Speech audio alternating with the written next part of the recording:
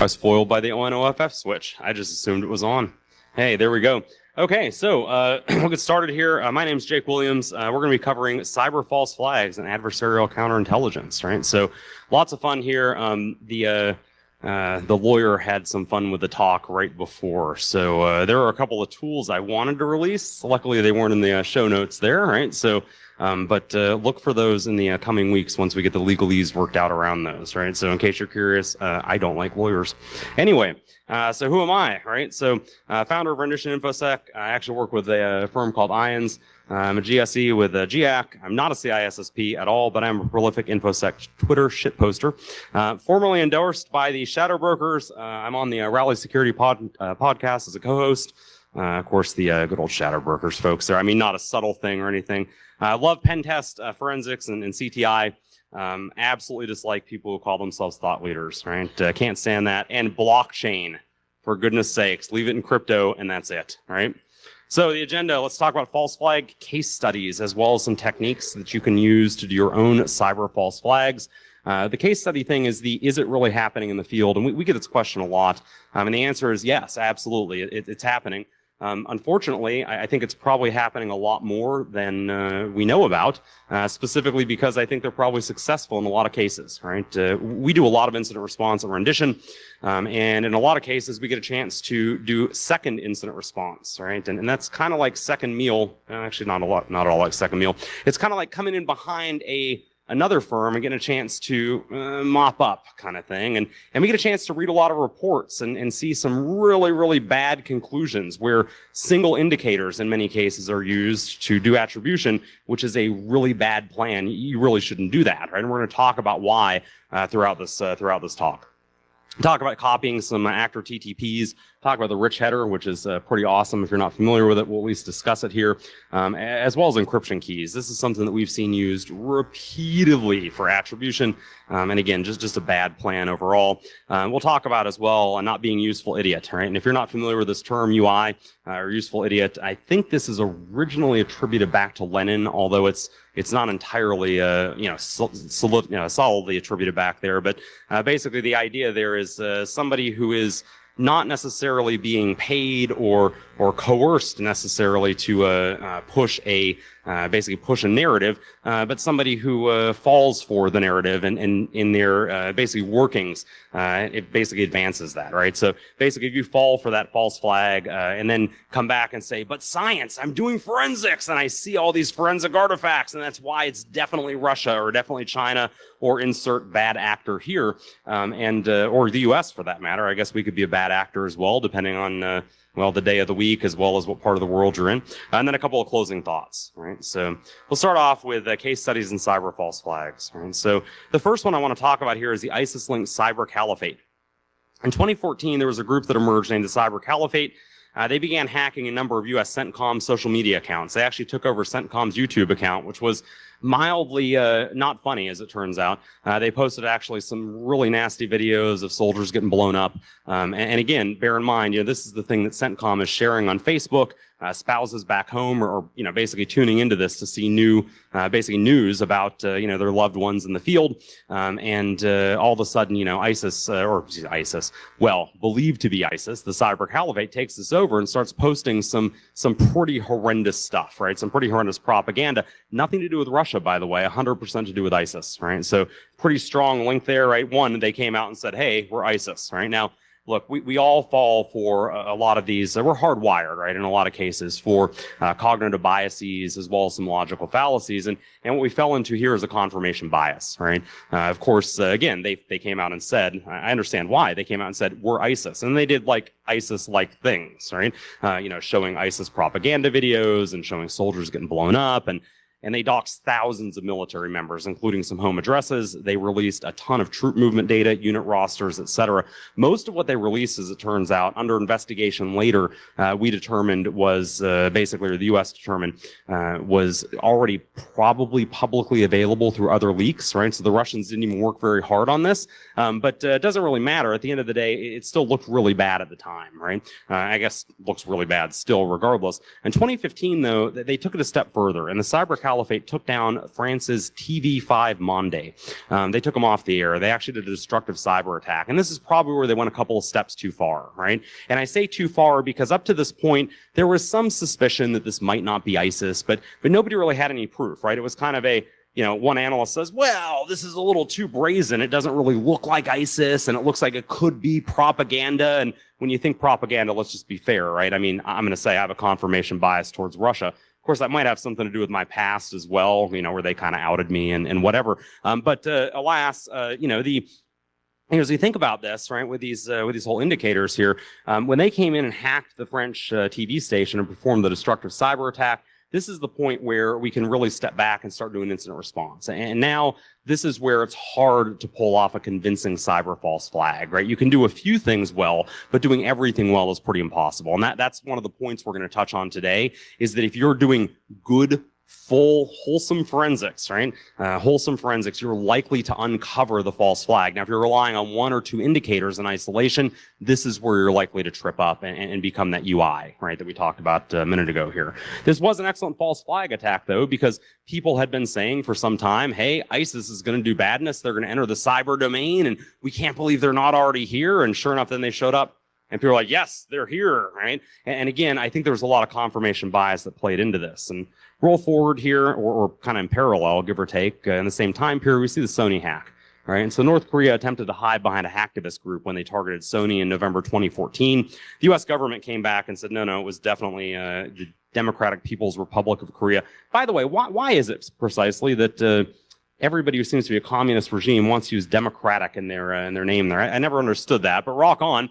Regardless here, the Democratic People's Republic of Korea, hackers there, they repeatedly called themselves different hacktivist groups. Now, this is barely convincing, although, right, we start coming in, I talked about we're hardwired to want to, basically to want to see, some of these cognitive biases and logical fallacies. And we are also, it turns out, there's been lots of studies on this. We're really hardwired to want a good conspiracy, right? And so this plays into this, as it turns out. There are still people that argue that this was a hacktivist group, despite all evidence to the contrary, right? And it's because they hide behind hacktivist groups, and they have consistently. Most of these hacktivist groups, though, very interestingly, have never been heard from before or since. They're kind of one-operation hacktivist groups, as if they like come together, right? Like Wonder Twin powers activate, right? And they come together and then never seen or heard from again, which is really interesting. But Guardians of Peace was one of the names there. The Who Is team. This was really cool because not cool if you were one of the victims, but the splash screen that came up when they basically bricked the boxes there, when they were basically wiping the drives, the one that popped up came up and said, who is, right? Which is kind of neat. I mean, it was a neat play on English there, but alas, the New Romantic Cyber Army is yet another one of their little hacking teams there. Then we roll forward to 2018, and we see the Olympic Destroyer. Olympic Destroyer malware gets deployed during the 2018 Olympics in Seoul, right? And again, I'm looking at a confirmation bias here is probably what's going on, because we quickly attributed it to North Korea. One, because, there were a lot of indicators that kind of pointed there, right? First off, the North and the South, you may have heard aren't exactly getting along. And so, also, they had the whole, there were lots of indicators in the PE header that tied it back to the portable executable header, tied it back to other North Korean malware. Roll forward, though, researchers noticed some coding similarities, right? So as you dive deeper than the header, there are some coding similarities to some Russian malware. Nothing conclusive, right? Because when we talk about similarities, at the end of the day, right, Ed Scotus, I think, very famously said, right, that if he wanted to emulate the U.S. government, he would just pull apart Stuxnet and basically use techniques from Stuxnet, and that would literally be it. People would forever say that was the U.S. government, and I don't debate that, right? I think that people would largely latch onto that. Regardless here, nothing really conclusive. Again, a good technique is a good technique. The problem here is they sucked at tradecraft because researchers discovered that the malware had been uploaded 2 weeks before to a scanning service in Eastern Europe. And this scanning service, as a matter of fact, when they uploaded it with the name olymp.exe, OOYMP.exe. And the PE header, the artifacts in the PE header, specifically the rich header, right? It turns out 100% aligned with Russian malware. So basically, they uploaded to the scanning service to make sure that it wasn't going to get caught by antivirus, right? Validated that 2 weeks before they deployed it, went back, did their anti-forensics corrections, right? So this is just an OPSEC slip-up is the reason that we can conclusively or fairly conclusively say. Now, Now, look, I say conclusively because, in the whole like fashion a hat out of aluminum foil world, right? We could possibly have a case where the North Koreans, right, pivoted through a Eastern European box with different rich headers and then uploaded it there to kind of plant that seed, right? But I think all things being equal, I think it probably looks a lot more Russian than North Korean. It looks like they had intentionally replaced that rich header, which is a piece of the portable executable header that we use for attribution in some cases, before the binary got deployed, right? So again, not 100% conclusive, but looks pretty bad that it's probably Russia, right? And I would be remiss not to talk about the US here, right? Because the Vault 7 dumps on WikiLeaks, and I have to be very careful and call this allegedly from the CIA, document a program called Umbrage. Many believe that this program was used to create U.S. government malware that would be confused for commodity malware or tools used by other state actors, right? Now, again, you can debate the authenticity of the WikiLeaks dumps. At the end of the day, whether they came from the CIA or not, there are folks out there today who largely believe that this Umbrage program is evidence that the U.S. is engaged in cyber false flag operations as well, right? So that's really the takeaway here, regardless of your belief along those lines. Roll forward again, we're looking at 2016 here, actually backing up a little bit technically from the Vault 7 dump. In 2016, you probably know about Guccifer 2 or Guccifer 2 or whatever. I'm not going to argue the dude's the pronunciation here, but dropped a number of documents that claim to be stolen from the DNC. And they claim to be 100% authentic documents. Of course, they would never modify anything before they leaked that data. I mean, why would they, right? But as it turns out, document metadata clearly indicates the documents were modified. It took me about 3 minutes to see this because I'm pretty sure that at the DNC, they weren't running Quest Diagnostics as the company, and Ernesto Che probably was not the person authoring the document, right? So a quick Google search will tell you that, he's a very popular communist sympathizer there, as well as some really interesting metadata here. I would question whether or not anybody at the DNC is typing in Cyrillic as their default code page. Again, now I can't tell you about the data underlying in the documents, right? I'm not making any judgment about that whatsoever. I want to be very, very clear about that. What I can say is that the document metadata is not consistent with data that was stolen directly from the, the DNC, right? Now, some people have pointed to this and said, hey, that was horrible tradecraft by the Russians, right?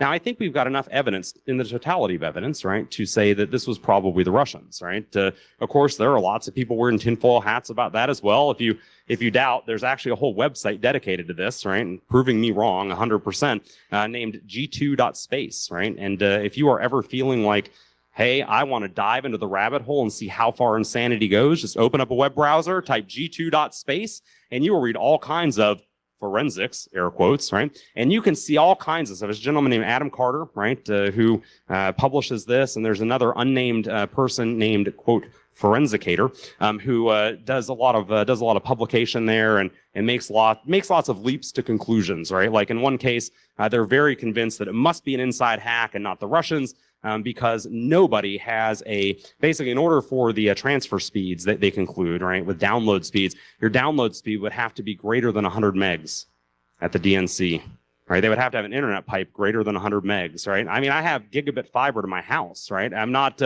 neat, it's cool, right? And I guess like if you were trying to dispel, and you're like trying to kick some rumors in here and seed some, or sow some seeds of doubt, that would probably work like if everybody around you like was on DSL, but we're not, right? And so nor were we in 2016, and I'm positive DNC headquarters had some better documents here. This one was really convincing though, because that was last modified by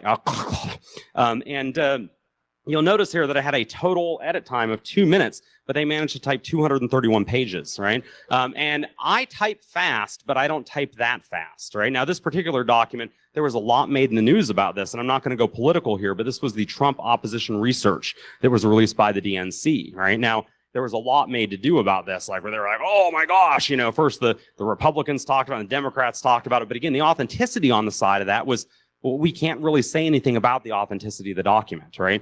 Whether or not it was copied. Well, I'll tell you for sure it's copied and pasted. I mean, nobody typed 231 pages in 2 minutes, right? That just didn't happen. But regardless, still, alas, this one's my favorite though. 2017, we had Ukrainian citizens actually doing their own false flag operations. Forget APT. This is post-NotPetya, right? So For those that don't know, NotPetya was actually deployed using a piece of software called MEDOC. And basically, they abused the Russians abused the update mechanism for this for the software. Lots of background here. MEDOC is used for filing taxes, and they have about a 70% in Ukraine. You can only use this basically this software, or one of two pieces of software. One was Ukrainian; they enjoyed about a 70% market share. The other was Russian, and they enjoyed about a 30% market share. The Ukrainians basically said, "Hey, this is the last year you can use the Russian software to file your business taxes," right? And then NotPetya happened, right? Now, I'm not saying that that was the only motive for it, right? But certainly there's some signaling going on there.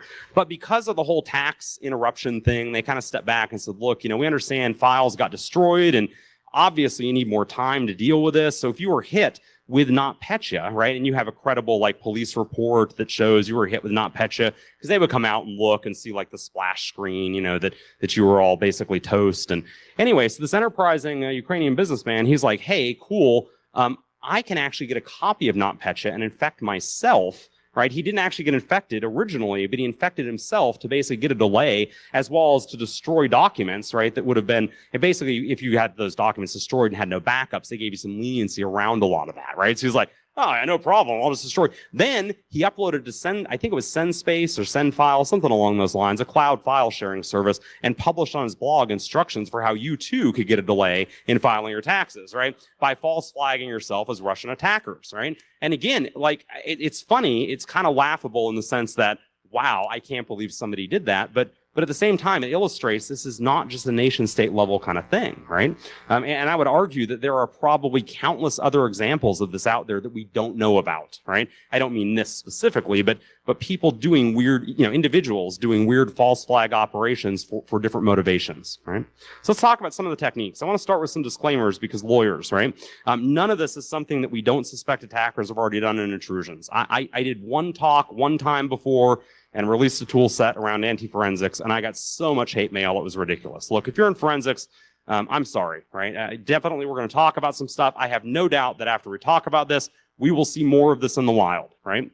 But the fact that we see more of it in the wild does not mean that more of it is happening in the wild. Let's be very clear about that.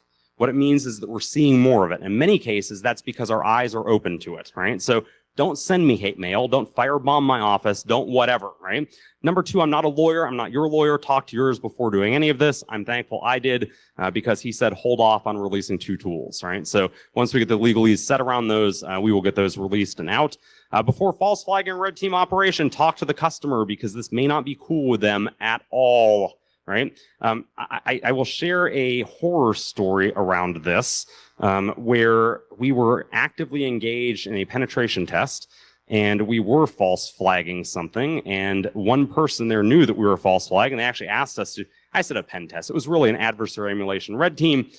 They asked us specifically to emulate APT22, and we did a lot, and somebody caught us, and there were only two people in the organization in the know, and only one of them knew that we were emulating APT22. And so they kicked off an incident response and engaged a third party who concluded that we were APT22 at great expense. And when that outbrief occurred, no one was happy. We do not consult with that customer anymore. Not our choice, theirs. They were not happy, to say the least. Talk to people a lot, right? We have different procedures in place today, as you can imagine. There's no such thing as a perfect false flag operation. You need to know how to do real forensics. PBF stands for push button forensicating, and that is what the vast majority of the people out there that we see doing, that's basically what they do, right? They press a button and it prints a report, and that's pretty much all that happened on the machine. If that's what you're doing, you absolutely may be susceptible to this, right? If you're doing real forensics where you're correlating artifacts using that gray matter between your ears, right? That keyboard to chair interface, that's where the rubber meets the road. So let's talk about some of the false flagging techniques we can use. Number one, sharing infrastructure with the attacker. Attackers really only have three ways to obtain a command and control server. Number one, deploy it in their own IP ranges. This is dumb. They generally don't do this, although it is ridiculously convincing when they do. Because when they do, and we've seen this, right? People come back and they're like, no nation state attacker would just come from their home IP range. And then people argue about, we see direct traffic coming out of Iran, and they're like, that can't be Iran. Iran wouldn't be that stupid. And I have lots of evidence that Iran is indeed Iran, please don't hack us, that Iran is indeed, in some cases, Iranian operations and others, for that matter, let's not just pick on Iran, have been that bad, right? So that could be the case. We could also lease IP space from a virtual private server farm.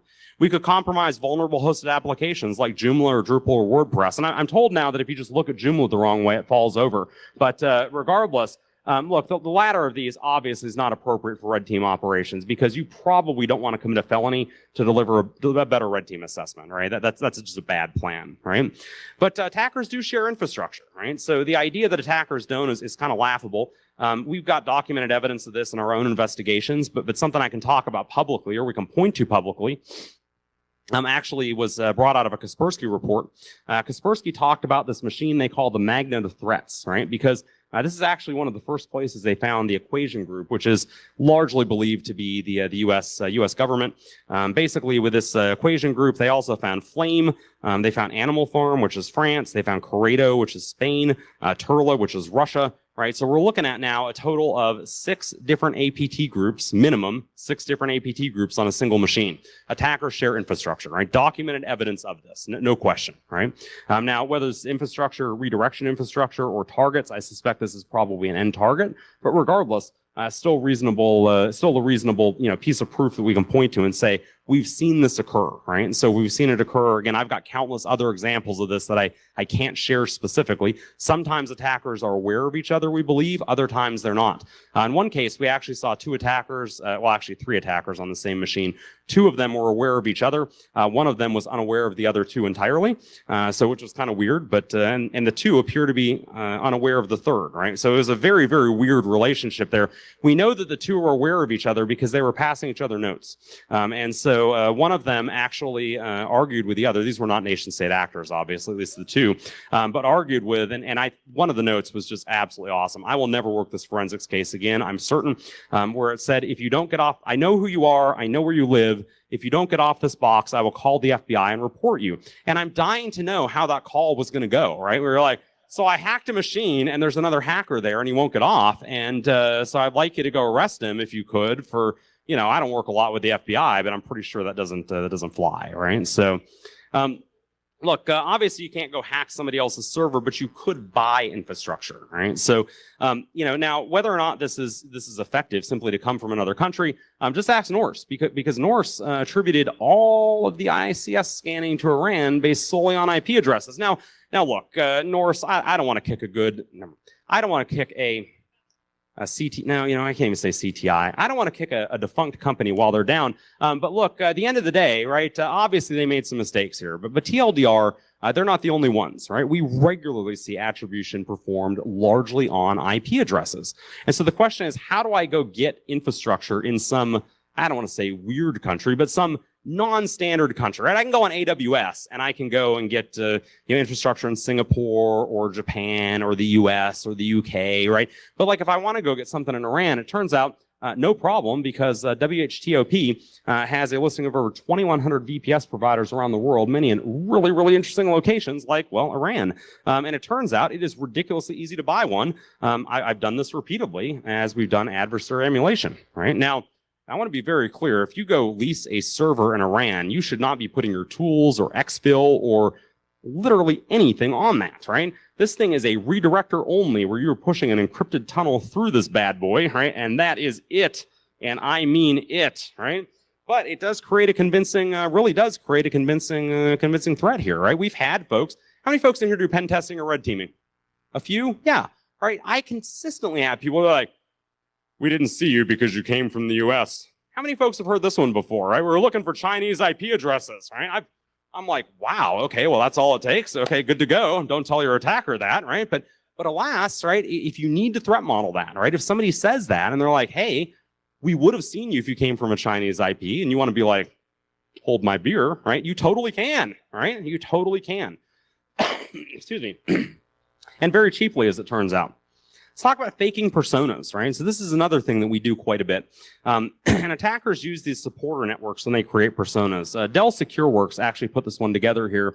And you'll notice what's happening here effectively is that they have these core personas. They also have what they call supporter personas, or I say what we call, at least in the cyber threat intelligence field, supporter personas. And so here we would basically use these effectively or they use these effectively so that, when you get a LinkedIn invitation or a Twitter invite or something, I'll tell you one of the first things I do, I check like how old is the account, right? And then are they followed by anybody? I mean, ideally, they're like followed by somebody I know or connected to somebody I know, but absent that, like the raw number of people they're followed by tells me something. If you're like a Twitter egg who's got like 0 followers or 1 follower, I'm probably like out, right? I'm probably like in that mode of like, right? As a matter of fact, now Twitter with the quality filter just won't even show it to me, but you get the idea, right? Here, if we're looking at this, what they're doing here effectively is propping up these personas with all these supporter accounts. And if you've identified one of these networks, and if you work in cyber threat intelligence or red teaming, you probably have already, at least in the CTI side you have. And if you work in a red team, you probably have access to a CTI team or just Google it, right? Grab one of these personas and literally become a new supporter account, right?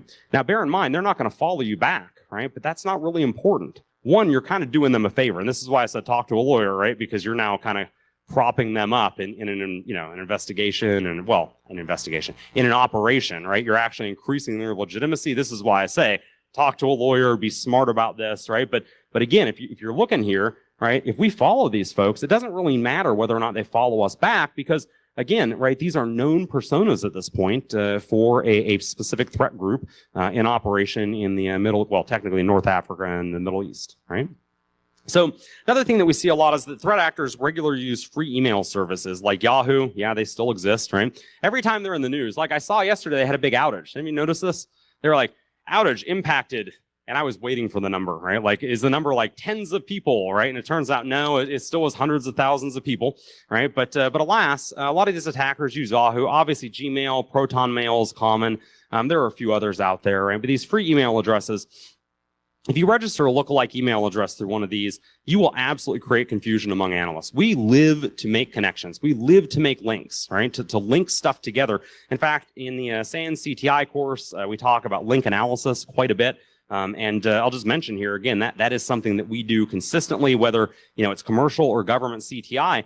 People are creatures of habit. Your attackers are no different, right? They do gravitate to common naming schemes for this stuff. If you identified one of those and you create infrastructure or create email addresses with those, you will create a pretty convincing false flag. Now convincing meaning single data point, right? And obviously, right, it has to be something that can, that your CTI analysts are going to be able to make the connection on, right? There's always this, how obvious do you make it versus like, how not obvious do you make it, right? Because if it's too obvious, it's, too obvious, right? But if it's not obvious enough, the analyst on the other side may not make the connection and your ruse is no good. You've done a bunch of work for nothing, right?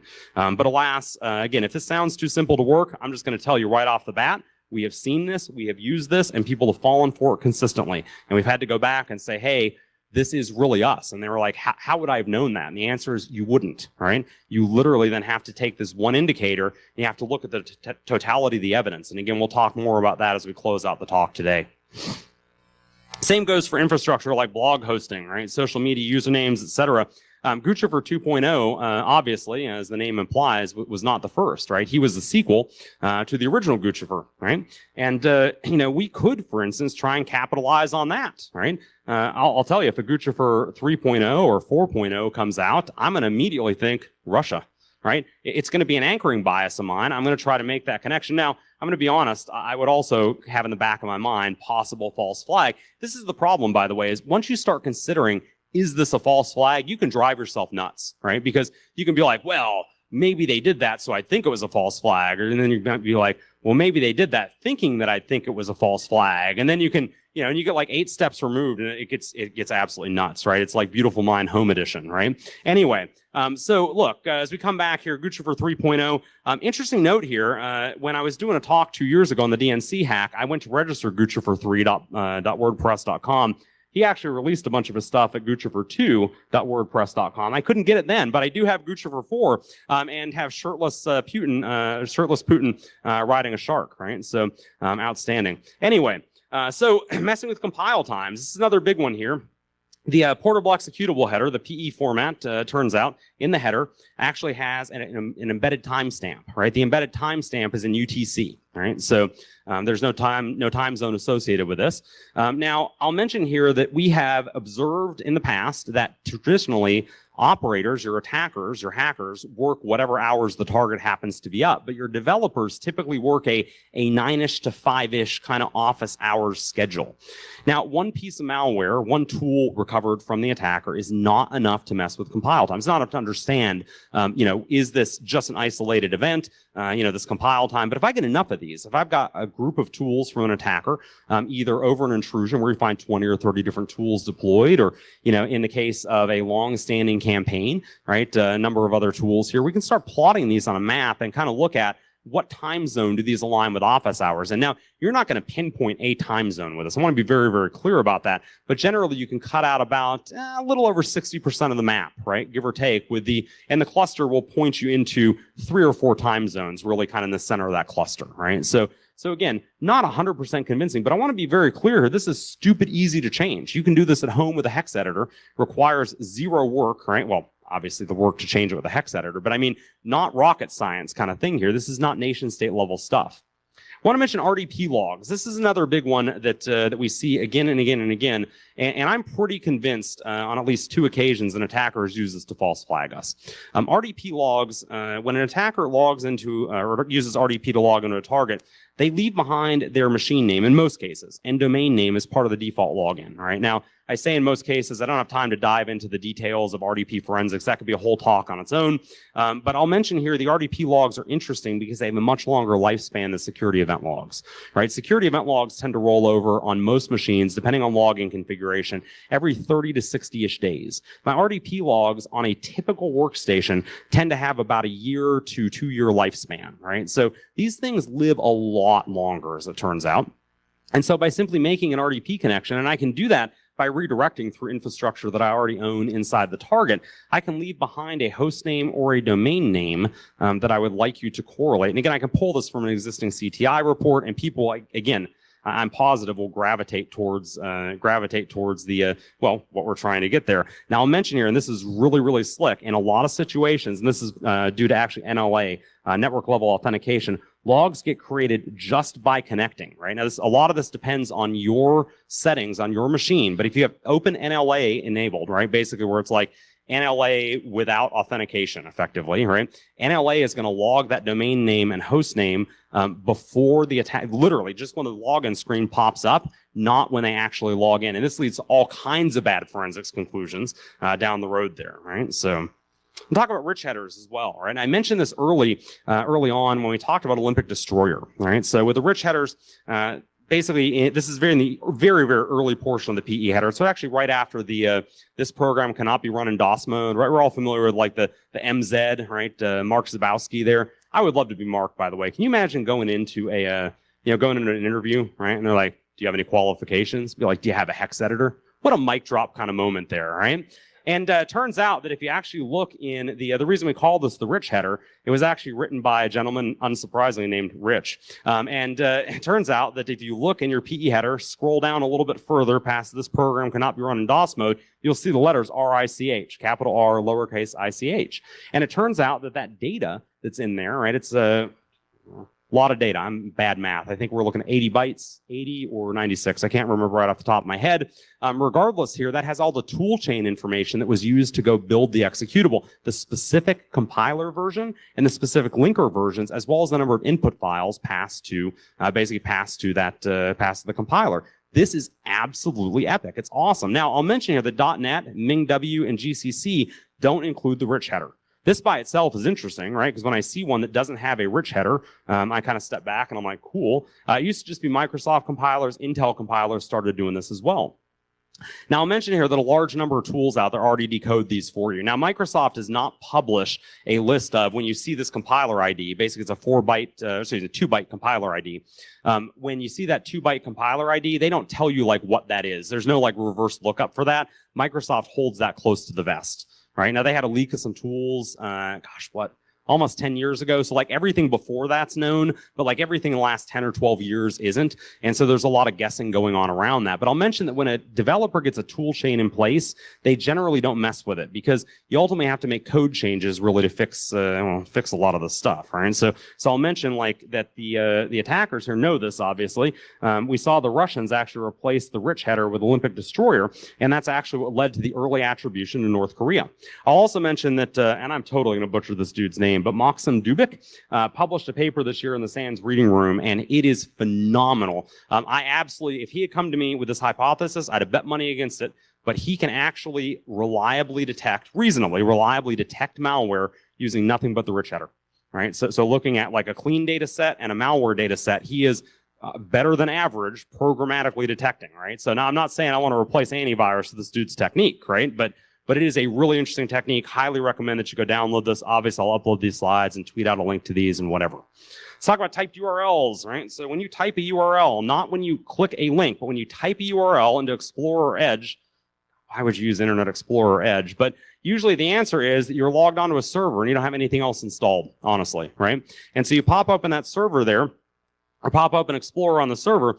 I'll mention here that attackers often, when they RDP onto a machine, will open Internet Explorer and paste in a URL, right? Now, in many cases, when they're RDP'd on, right? So think about like your Azure instances where you have RDP exposed to the internet, the attacker manages to compromise credentials or uses Bluekeep, or by the way, did anybody see Bluekeep? There's an actual exploit release for that, Metasploit, as of today, like this afternoon. Yeah, nasty. Anyway, so alas, they Bluekeep on or whatever. If you're not patched for Bluekeep at this point, you almost deserve it. But anyway, look, bottom line there, then we go look at the typed URLs. Here's what the structure looks like, right? And you'll notice here URL 1. And again, these are going to one up with every URL. And I'll mention here that if the key gets deleted, we know the numbers restart at 1. Sometimes they age off, right? And sometimes you do this through clearing history. Other times, anti-forensics tools like CCleaner, or like my mom calls it, Kah are used. Whatever the case is there. Bottom line here is with some surgery, by using this incredibly awesome reg command, we're able to go in and add in this domain. And if you don't recognize this one, this is a known Russian C2 domain brought to you by Encryption. This is one that was included in the Grizzly Step report. Right now, BE3.exe, Black Energy 3, probably a little too obvious, right? I'd probably want to use one of their known executable names, right? But again, this is the kind of thing that we plant, and I'm going to be honest, 9 out of 10 forensic investigators are going to look at this and say, 1, this URL was typed in. Well, that's not necessarily the case. Let's be very clear about this. What we can say is that there's a registry key in typed URLs that normally correlates to a user typing or pasting URL into Explorer. And we have to be really cagey about the way that we clarify our language. But this is where things get really cool, because if I really wanted to drag somebody down a rabbit hole and I thought they were going to involve law enforcement or like nation statey kind of stuff, right? I might go register like a file sharing account like Dropbox, for instance, right? And then actually use a known bad tool name, right? That's another Russian tool name there, and APT28 specifically. And then this here, this is a unique identifier. Dropbox used to actually include with the share links a user ID here, and it was a numeric user ID, and they've stopped doing that. That's actually great from a privacy perspective, right? Because now we can't correlate that multiple share links belong to the same user. That said, still with subpoena power, you can go back to Dropbox, and they can come back and tell you the user that did this. Now, I want you to back up another step here and think about if you had already used a lookalike email address, right, to register this, and you can see how like you can start putting stuff together, and all of a sudden now it's not one artifact, it's multiple artifacts, right? The email address used to register correlates to Russia. The download name does, right? Maybe the account name used here with Dropbox, etc. Right now, again, not picking on Russia specifically, just kind of throwing that out there as a maybe blame it on Russia or not, whatever, right? Bottom line. As we forward on here, word wheel query is another great one. Word wheel query stores search terms used in the Explorer UI. Now, this is where I'm going to pick on China, because I'm going to say China loves RDP. If you look at their tools, some of their tools specifically have RDP redirection built into them. Like they can do generic TCP redirection, but in case you don't even know what port RDP is on, like you can't type 3389 reliably, they have a separate function built into some of their malware just to redirect RDP. It literally does, basically wraps that other piece to redirect 3389. But in a lot of cases here, they're going to go do a search, right, in the GUI. And when they do that search in the GUI, ouch, right? So what does that actually look like? Well, it turns out here it's actually encoded, right? And I've actually heard investigators come back and say, well, we know that's better because it's encoded. My friends, this is not encoding. My goodness. I mean, this is ASCII codes, right, with a null byte. This is little endian Unicode, right? That's all it is. And so you can see here effectively that we can go in and replace, right? Let's say, for instance, that I wanted to replace what was originally a search for the word nothing with a search for top secret, right? Now, this is really, really attractive because the attackers, one of the hardest things we have with attackers is trying to infer intent, right? And of course, here we're trying to plant a seed about what was the attacker looking for, right? Now, if you were going to steal something and you wanted to point them away from that thing you're stealing and point them somewhere else, I think this is a great way to do it. I hate to tell you, like a couple of years ago, I'd have totally fallen for this, right? So anyway, talk about recent docs, right? So if we're logged into the GUI, again, RDP, consider opening a few documents that you're not remotely interested in. This is actually going to create a bunch of link files, which you can also fake with PowerShell, right? Again, these show up in recent docs and a bunch of registry keys I don't have time to cover here either. Talk about artifacts of execution, right? And I'm going to blow through this, right? Because time, we've got a lot of stuff to cover still. But we've got Prefetch, ShimCache, AmCache, and UserAssist. And Prefetch, it turns out here, is not enabled typically when we have SSD machines. This one's becoming a little bit less reliable for us to do. But it turns out the machine name is not coded in the Prefetch file at all. Right? So the prefetch file doesn't code the machine name at all. What they do code in is the MFT and USN references as well as a volume serial number. But what this means is that if you're not paying attention, and by the way, most of our tools don't extract this information, right? Many of our tools don't extract this information. And so if you're not paying attention, even if they do, are you actually comparing the volume serial number, right, with the, most people, again, are not. The tools certainly are not automatically doing that. And so again, here, if we create a prefetch file on our machine, we can then upload that and indicate that something was executed that in fact really wasn't. With ShimCache, ShimCache is another great artifact of execution. Again, this doesn't necessarily indicate the executable is run, but it does store the last write time and the full path of the file. Another big one here, right? Now, I'll mention ShimCache is only written to the registry during shutdown.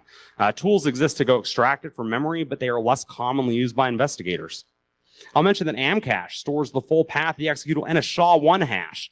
This is another great one here, right? Now, I technically have to go run this, but picture this. I go upload a piece of malware, a pen testing tool, whatever, that looks totally like APT22, right? It doesn't get flagged. I upload it to VirusTotal.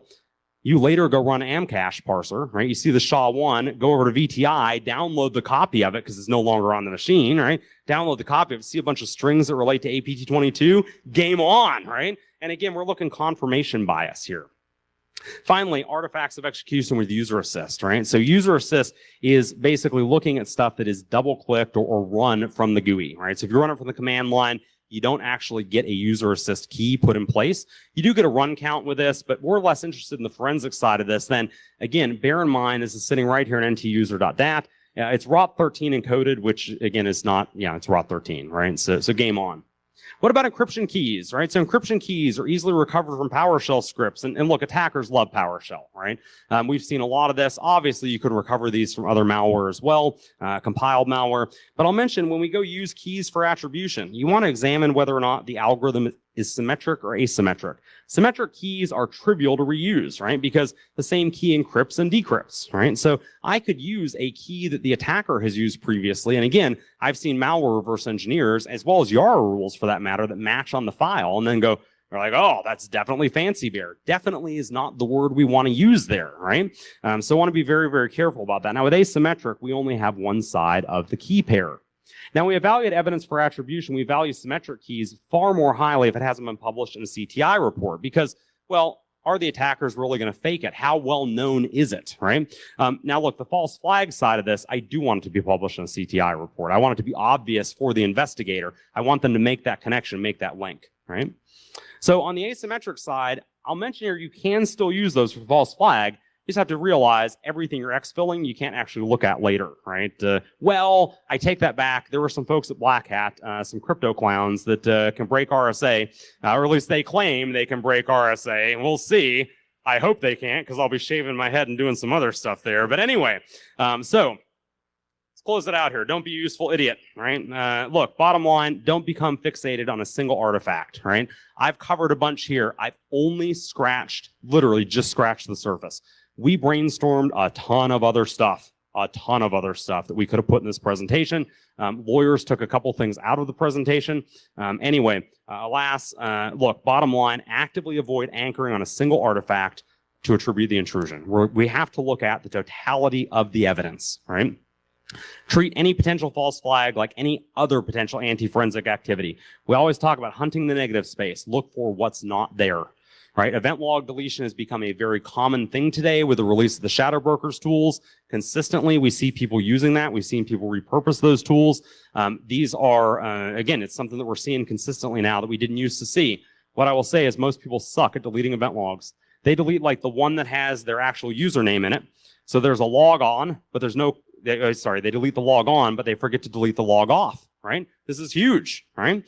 So that's one for us. Look for anomalies again, right? So chains of things that should be there and you're missing a few of them, or a few of them look weirdly inserted. Sometimes knowledge that a false flag was attempted is good enough without needing to know specifically what happened, right? And then the devil's in the details. Little things like incorrect volume serial numbers and prefetch. I mentioned this specifically. This can really point to planted evidence. And I got to tell you, at the point that we see that, we are deep diving every individual artifact on the machine. This is going to be a very expensive, very complex investigation because it has to be if you want ground truth, right? Secondarily, I'll mention that all too often during incident response and even forensics, we're processing way too much data to go validate every field of every artifact. Right? Time is not on our side, right? If you're using an EDR system out there today, you know all about this, right? We are querying tens of thousands or hundreds of thousands of machines looking literally for that needle in a haystack, right? And now that we have attackers that we know are actively trying to mess with our forensics and perform not just anti-forensics, but false flag forensics, right? Again, I want you to think about how much more difficult it is. Now you're not necessarily hunting for a needle in a haystack. You may be hunting for a piece of hay in a haystack, right? The reality is that false flags are going to become more common. They're going to become more sophisticated, and our forensics tools have to improve. So I'll drop a couple of key takeaways here. We brainstormed way more false flag attacks than we had time to present in the presentation.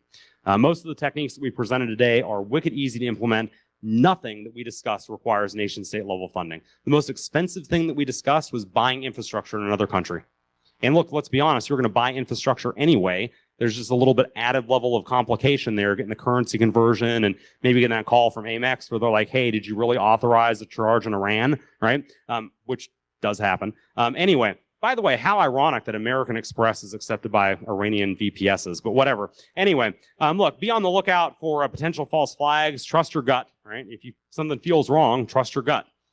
It's unlikely that attackers can fake artifacts, both faking artifacts that are basically displayed by the tools, right? So basically what we're looking at here is attackers are likely to go fake stuff that's not being displayed automatically. They know what our forensic tools are, the good ones. You have to come know the internals, right? This is what separates the Joes from the pros at the end of the day. And look, demand better from your forensic tool developers. That's really the only way to go, because I'm not going to mention any forensic tool names here. I would love to. I don't want to get sued. But there are some out there that are horrendously bad, and they are not correlating data appropriately. We have some major commercial forensic platforms that are still not parsing the master file table correctly. And I've got good evidence of that, right? Some of them hold major conferences that I've spoken at. You can go look at my bio, right? But alas, all I'm saying is, right, that like, wow. And so if we're not doing simple stuff like that, imagine how bad this is going to be. With that, I'm going to go ahead and close. I think we've got like 1 minute for questions, but otherwise, catch me in the hall. Thank you very much.